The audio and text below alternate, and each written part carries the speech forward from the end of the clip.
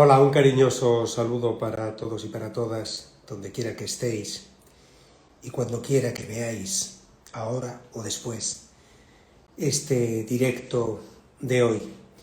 Este directo donde, como venimos haciendo en las últimas semanas y meses, ofrecemos cápsulas de 30 minutos, 35 minutos, para atender precisamente de vez en cuando, en algunas de las ocasiones, las preguntas que nos vais enviando, las preguntas que dejáis ahí al respecto, bueno, de alguno de los vídeos que vamos compartiendo, o también de situaciones personales o familiares que os puedan estar preocupando o llamando la atención. Antes de empezar, y como en todos estos directos donde damos el turno a responder vuestras preguntas, me gustaría, como siempre decimos, reseñar de una forma muy breve cuáles son los puntos básicos, cuáles son los pasos que sigue la descodificación biológica reparadora o el método de desbloqueo emocional que creé en su momento y del cual damos un diplomado oficialmente reconocido y avalado en toda la Unión Europea a través de nuestra Universidad Popular. La descodificación biológica reparadora sigue 3 pasos que siempre se llevan a cabo, cualquiera que sea la persona, cualquiera que sea el problema o síntoma que presente, y siempre en el mismo orden. Estos 3 pasos son, en primer lugar, la descodificación biológica o lectura emocional del síntoma o problema que tenga la persona, a la búsqueda de identificar y comprender qué traumas o conflictos no resueltos se están poniendo en evidencia a través de ese síntoma o problema. Por tanto, esto nos permite comprender la situación presente que está atravesando la persona desde un enfoque emocional, la lectura emocional de eso. Segundo paso, que es el genosociograma o estudio transgeneracional, donde vamos a la observación de la memoria de la infancia, memoria uterina y memoria de lo que ha ocurrido en la familia, memoria transgeneracional, lo que ha ocurrido en las 3 generaciones precedentes, precisamente a la búsqueda de dónde está el conflicto programante, la raíz o el origen de eso que está viviendo la persona hoy. Por tanto, con esos 2 primeros pasos, la descodificación biológica del síntoma y el estudio transgeneracional, establecemos la aparente correlación entre lo que está viviendo la persona hoy y dónde está el origen, dónde está la raíz de eso que le pasa hoy. Y es así como llegamos al tercer paso, la hipnosis regresiva reparadora como instrumento de desbloqueo emocional, como herramienta de desbloqueo, para guiar a la persona, acompañar a la persona a ese o esos escenarios donde en el pasado ocurrieron determinadas cosas que fueron traumáticas, que fueron dolorosas y no quedaron resueltas o no fueron gestionadas del mejor modo. Volver a la raíz, volver a ese escenario, recordar, revivir, sentir tal como tuvo lugar en aquel momento aquel hecho traumático y con la hipnosis poder resignificarlo, liberarlo, desbloquearlo o desactivar. Esto es lo que llamamos el desbloqueo emocional.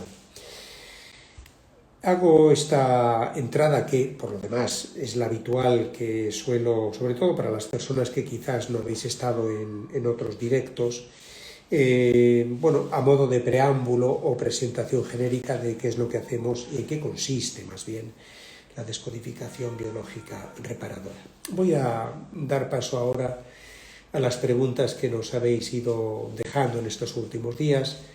Y voy a empezar por una precisamente que hace alusión a esto que acabo de plantear ahora mismo. La envía Deco Art.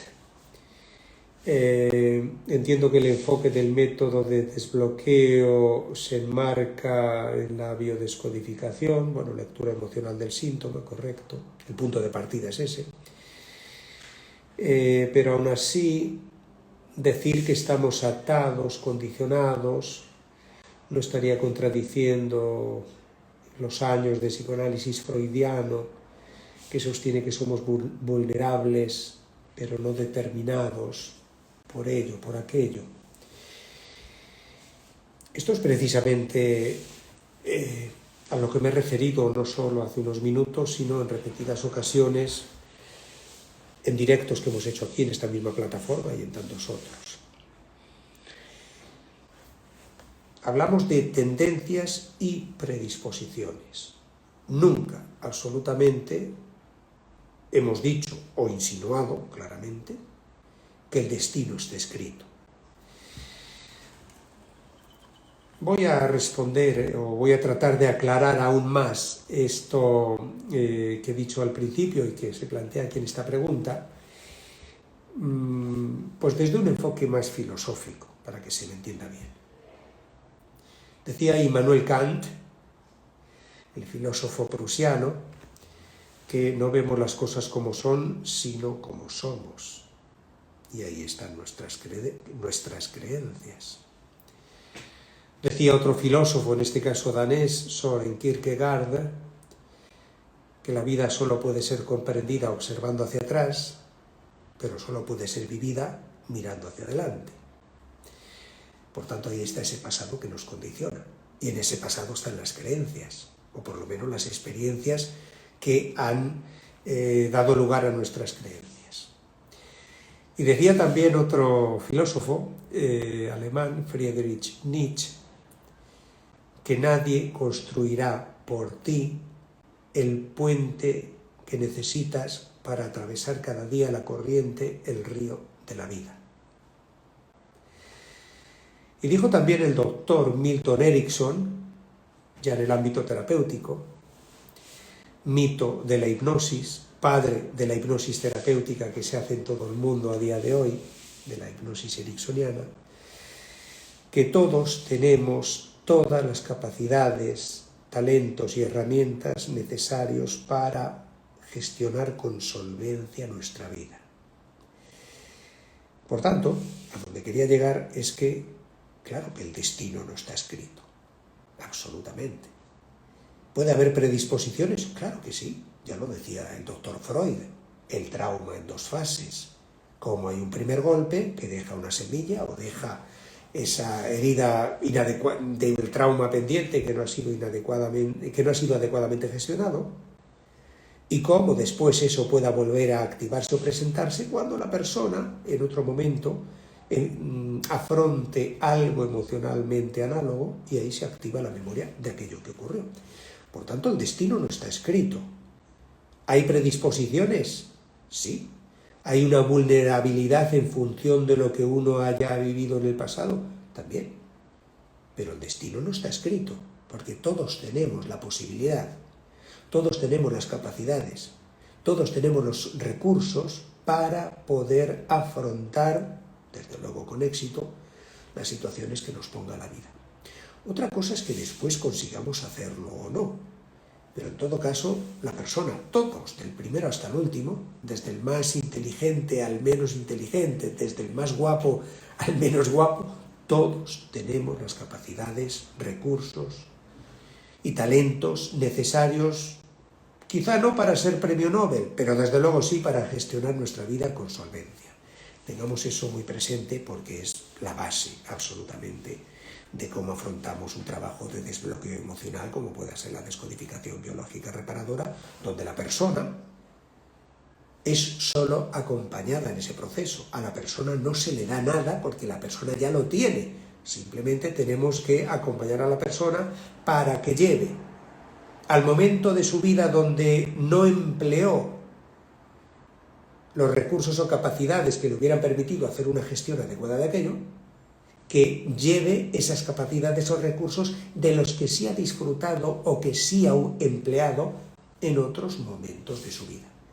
Si la persona ha saboreado, ha empleado esos recursos en otro momento de su vida, quiere decir que eso está en el patrimonio personal de la persona, en el patrimonio de la propia persona.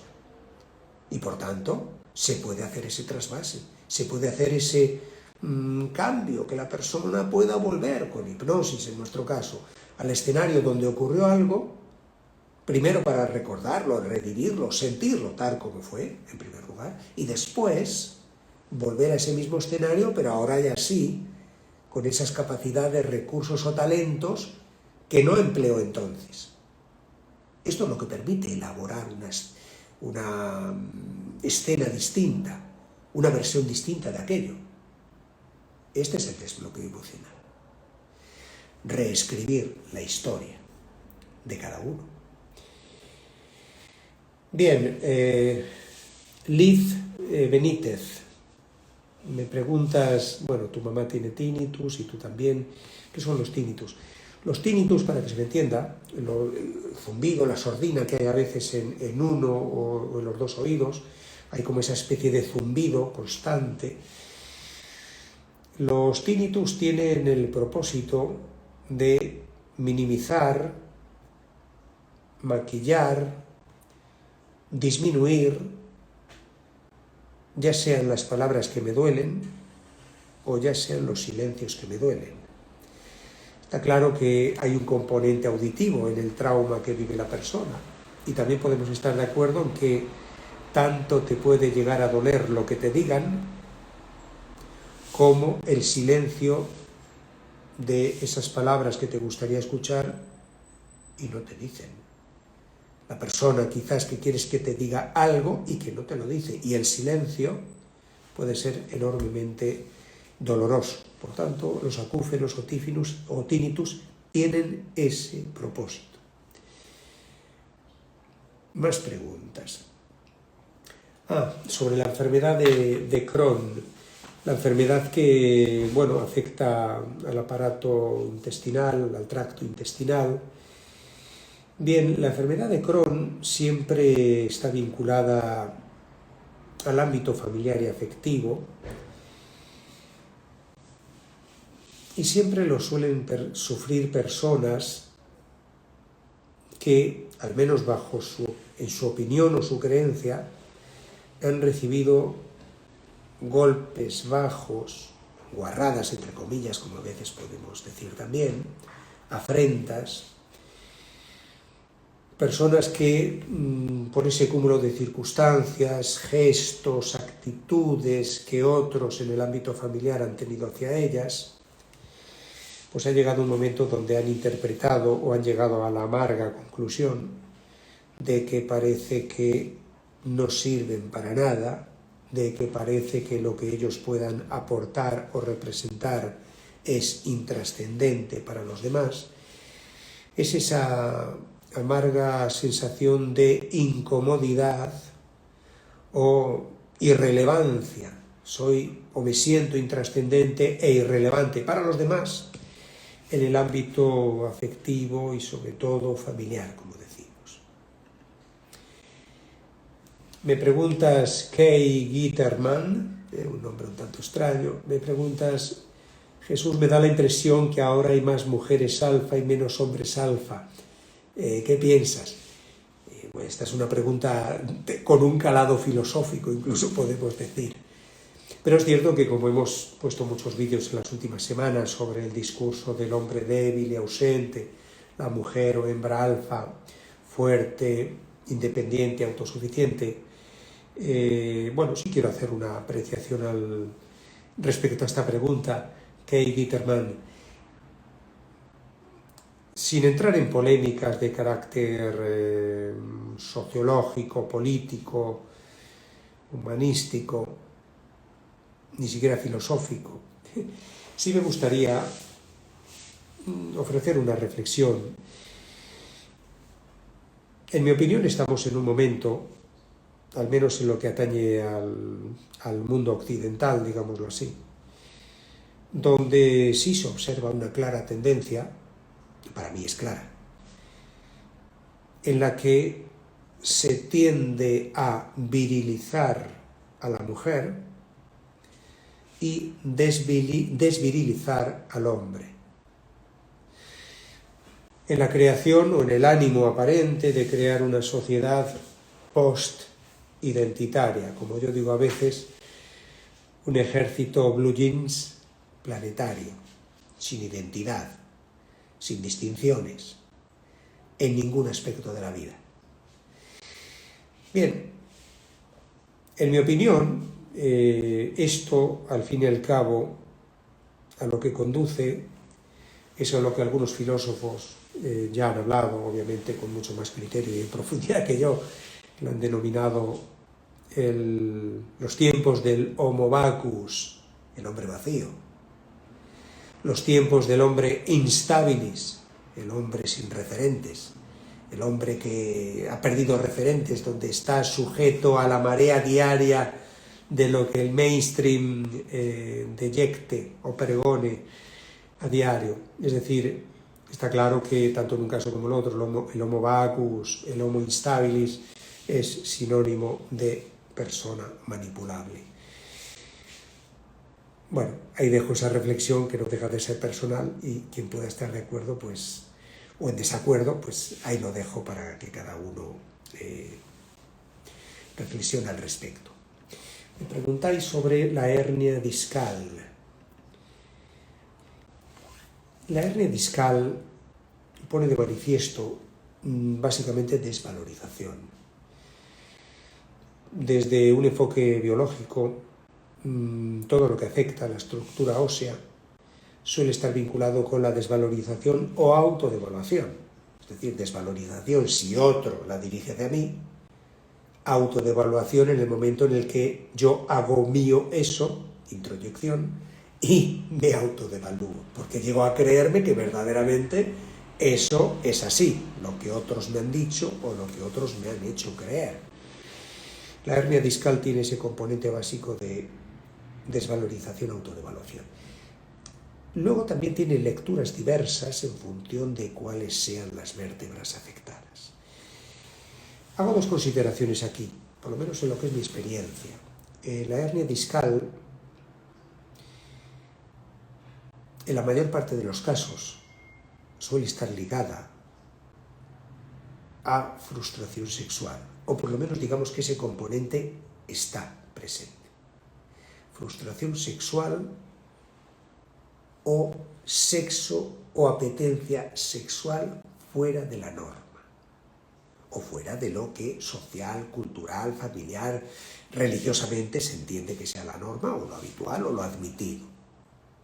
Esto puede ser, evidentemente, pues cuando hay una gran diferencia de edad entre las dos personas, o cuando hay una marcada, digamos, diferencia racial, no tanto porque esto cree problemas entre ellos, sino porque saben muy bien que social o familiarmente eso llama la atención o eso no es del todo admitido. Por tanto, es más desde afuera que entre ellos. Y también es muy habitual que estén implicados en la hernia discal problemas que tienen que ver con la angustia material. Es decir, no se trata de que la persona sea indigente, pero sí personas que están muy obsesionadas, muy centradas, muy enfocadas en tener, en ganar o en cuánto necesitar y cuánto acumular para vivir su vida o llevar a cabo determinados proyectos. Hay un enfoque, quizá excesivo, lógicamente, en el aspecto material. Me preguntáis aquí, al ser yo desbloqueada, ¿sanaré también a mi hijo? Bueno, se entiende que la pregunta va en alusión a si tú, que bueno, entiendo que eres la madre, haces un trabajo de desbloqueo emocional, no sé si te refieres a que pueda haber circunstancias de carácter transgeneracional que se vienen transmitiendo o no. Lo cierto es que cuando una madre, como pueda ser tu caso, me parece que no estaba ahí escrito el nombre, cuando una persona en el clan, pero una madre, como es tu caso, hace un trabajo de liberación transgeneracional, un trabajo de desbloqueo emocional, sobre todo en lo que se refiere a la memoria transgeneracional, obviamente lo haces en tu propio beneficio y también puede tener una repercusión beneficiosa en tus hijos. Siempre y cuando se den dos circunstancias.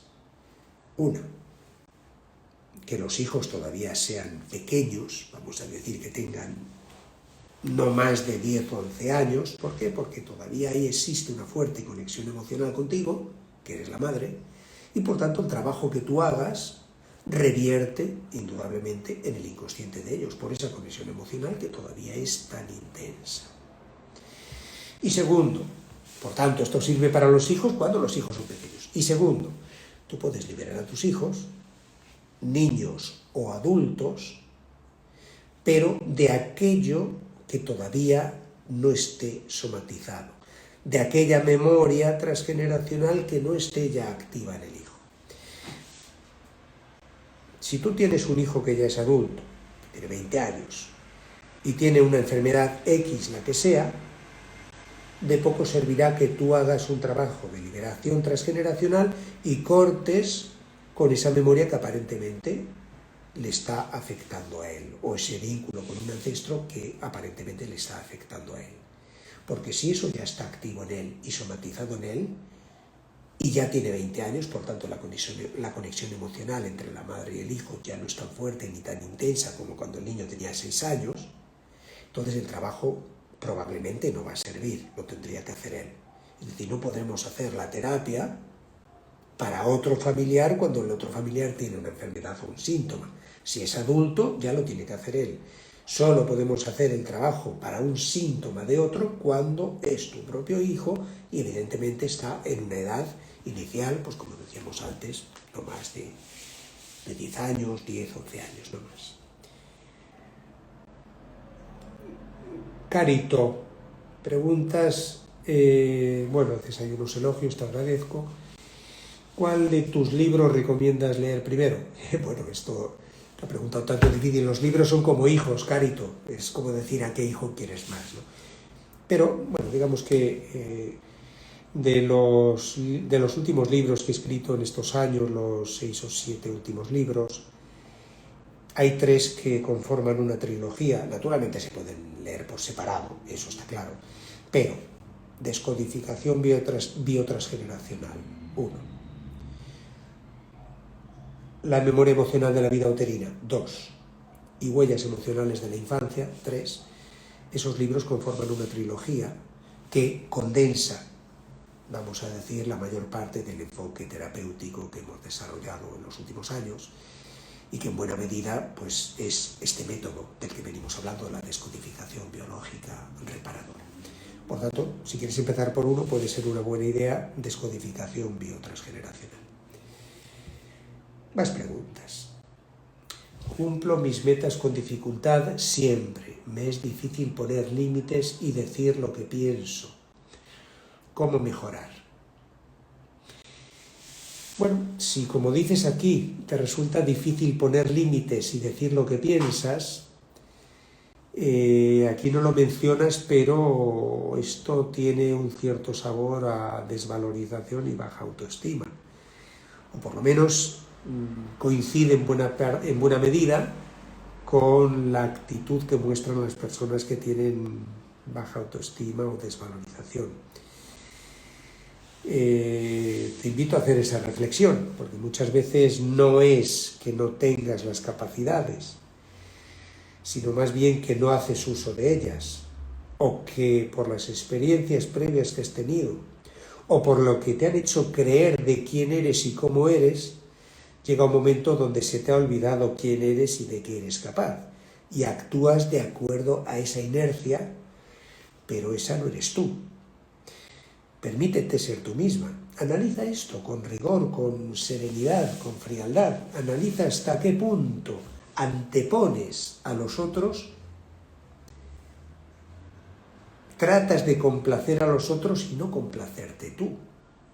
O estás más al servicio de los otros para que te den cariño, compañía, reconocimiento, y no tan al servicio de ti misma. Claro que hay que tener correspondencia con los demás, pero no te olvides de estar también al servicio de ti misma o de ti mismo, porque no pones aquí tu nombre. Por tanto, ese sería un buen consejo o una reflexión para que lo llevaras a cabo, o por lo menos hicieras ese análisis. Más, ¿por qué no puedo conseguir el trabajo que tanto quiero? No me dan oportunidades. Vamos a hacer la pregunta al revés. ¿Te das tú las oportunidades? ¿Te crees merecedor o merecedora? ¿Crees en ti misma? ¿Te respetas? ¿Te valoras? Porque si eso no es así, difícilmente vas a permitir que el universo cada día te lo demuestre. Por tanto, empieza por dentro. Hago muchas cosas, tengo mi temperamento y siento que no me dan el valor que merezco. La respuesta puede ser casi la misma que he dado a la pregunta anterior. Analiza si eso que quieres que te den los demás, te lo das tú. Si tú te valoras, si te sientes merecedor o merecedora, vuelvo a insistir porque aquí no viene el nombre y no sé si eres hombre o mujer. Hay que empezar por dentro. Esto es una ley universal, por dentro y por fuera. Ámate, respétate, valórate. Solo desde esa valoración que uno puede hacer de sí mismo, puedes esperar que los demás, el universo, como decimos, te corresponda. Jenny Solís, buenos días. Más o menos, ¿cuántas sesiones de hipnosis se requiere para sanar traumas del pasado? Y si pueden ser grabadas. Entiendo que grabadas te refieres online. Bueno, sí es cierto, la hipnosis, las consultas en general y las de hipnosis también se pueden llevar a cabo por videoconferencia, por videollamada. Utilizamos habitualmente Skype, Zoom, pero bueno, sirve cualquier plataforma que permita el contacto visual. ¿Cuántas sesiones se necesitan? Mira, esto normalmente depende de cuál sea el problema que tenga la persona, de la historia de la persona. No podemos hacer tabula rasa de decir para todas una, para todas tres. Depende del caso y la historia de la persona. Aún así, como referente, sí quisiera decir que en promedio, en lo que es nuestra experiencia de descodificación biológica reparadora, se suelen hacer 2-3 hipnosis. Hay una primera consulta donde no hacemos hipnosis, esa consulta donde hacemos la descodificación biológica del problema o síntoma que tenga la persona. Y el estudio transgeneracional, como me he referido al inicio, para comprender lo que está viviendo la persona y dónde está la raíz de eso. En esa primera consulta establecemos esa correlación entre el presente y el pasado, donde está la raíz, el conflicto programante, y a partir de ahí trabajamos ya con hipnosis para ir atrás en el tiempo al desbloqueo de ese trauma pendiente, el conflicto programante, la raíz o el origen de lo que está pasando. En promedio, como digo, solemos hacer 2 regresiones, quizás en algún caso 3. No es habitual que se hagan más. Evidentemente, después de cada regresión, el consultor, el terapeuta, habla una semana después, más o menos, con la persona para saber en qué punto está, cuál ha sido el grado de mejoría, cómo se siente, cómo se encuentra. Y ahí se evalúa si se necesita seguir la hoja de ruta planteada al principio o hay que añadir una regresión más. Pero en todo caso, una cosa sí quiero destacar. Cuando se trabaja con hipnosis, perseguimos que el trabajo sea muy intenso.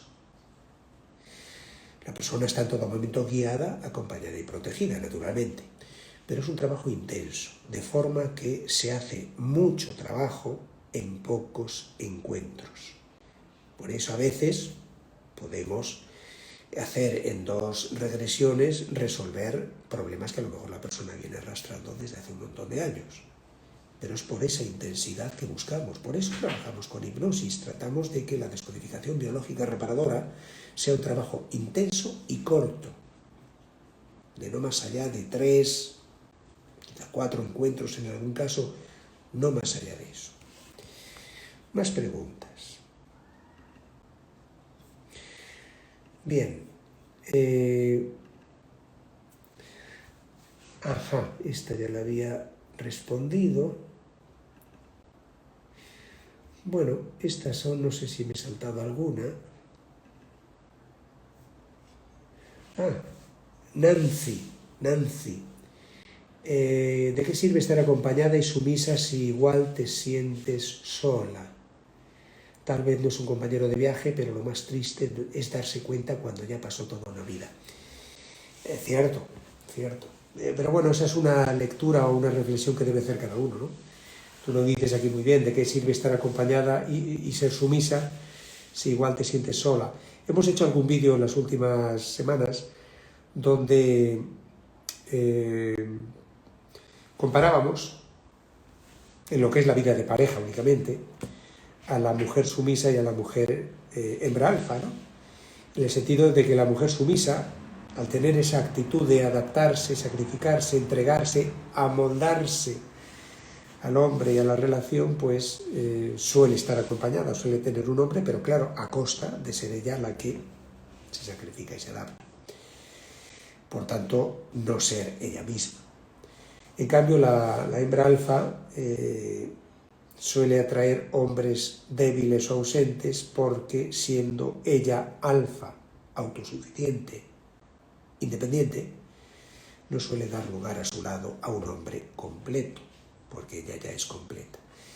Claro, el equilibrio es, y yo creo que la regla de oro que tenemos que, tanto para hombres como mujeres, pero bueno, ya que estamos hablando de las mujeres, la regla de oro es que tú seas tú misma, que no te traiciones, que te respetes, que te adaptes tanto como él, que te entregues tanto como él, que te esfuerces tanto como él. Por tanto, la relación, la unità duale, será equilibrada. Todo lo que no siga esas premisas, bueno, digamos que la fase inicial del enamoramiento pasará desapercibido, pero tarde o temprano será un lastre que probablemente bloqueará y quién sabe si incluso arruinará la relación. Sé tú misma, respétate, desde el primer momento.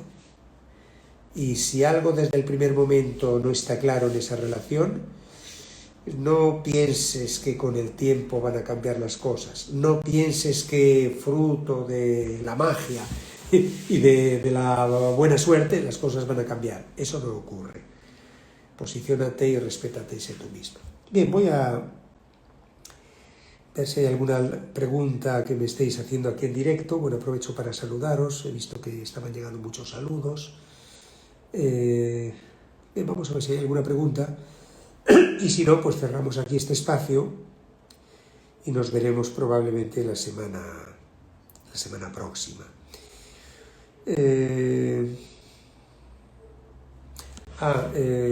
Cori Sosa, desde Guatemala. Hola Cori, encantado, mucho gusto.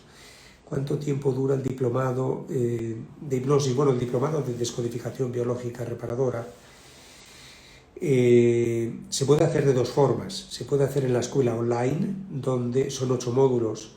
Cada módulo es un fin de semana, son 8 fines de semana, 1 por mes. De modo que el próximo diplomado empieza a mediados de septiembre y terminará, pues me parece que en torno a abril o algo así del año 2024.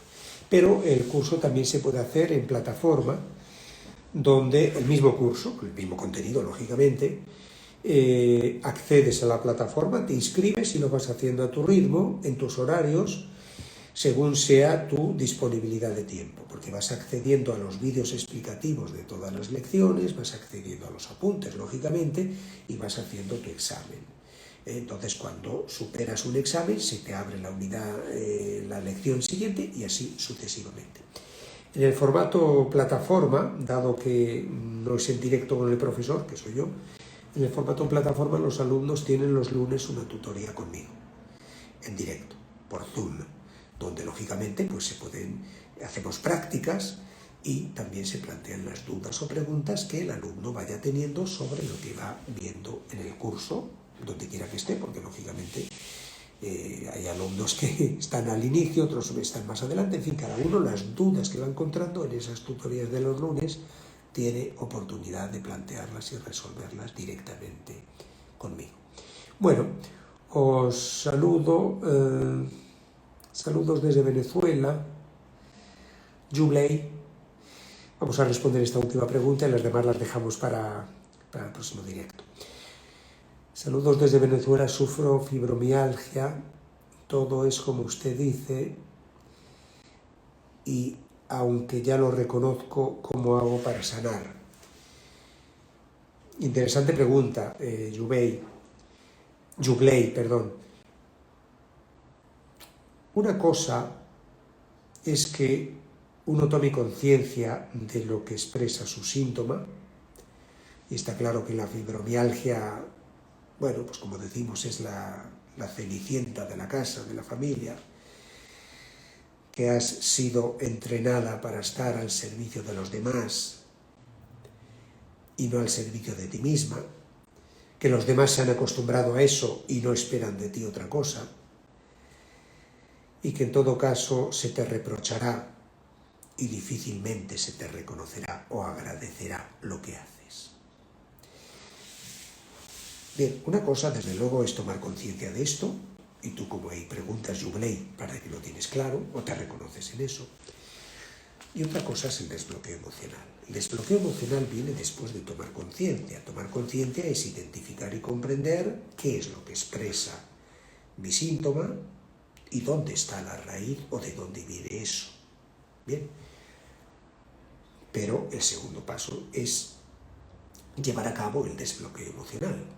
Si, como decimos, el trauma no resuelto, el conflicto emocional no resuelto anida en el inconsciente, parece que habrá que acompañar a la persona para que se sumerja en su inconsciente, en su pasado, y pueda llevar allí a aquello que ocurrió el nivel de conciencia, las capacidades, los recursos y experiencias que permitan a la persona, ahora en hipnosis regresiva, poder elaborar, construir una versión distinta de aquello que pasó. La historia no la vas a cambiar, lógicamente, pero sí puedes cambiar la versión que quede registrada en tu inconsciente de aquello. Y que esta versión que ofreces e instalas hoy en tu inconsciente de aquello sea de hoy en adelante para tu inconsciente el nuevo referente que tenga en cuenta cada vez que tú a partir de hoy te sumerjas o te enfrentes o te expongas a algo similar a aquello que viviste, sufriste y no gestionaste del mejor modo cuando tuvo lugar. Bien, vuelvo a saludaros, os saludo a todos, un cariñoso abrazo, nos veremos pronto y hasta pronto.